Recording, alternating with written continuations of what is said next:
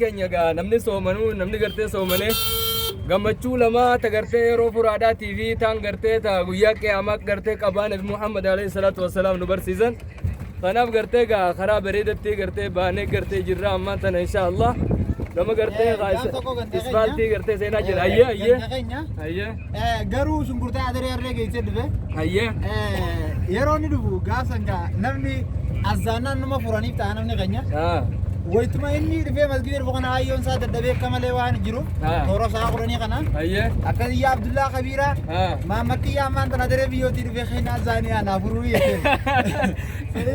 silaameetee furaan hin geenye maaliif isiyyoo azaana nama furaniif teessi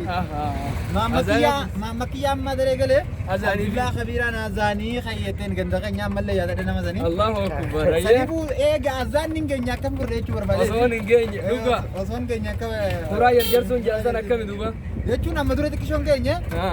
sa'aan nu haftee jirti furaa yerjarsuun jaasan waa xiqqishoon nu hafe inshallah gamanumaan kabajamtoota hordoftoota daawwattoota akkasii gaa kun ammaan tana karaa rabbitti amane baane jirra karaa imana qabu baane karaa asii duraas ni namannee shaadaan qabu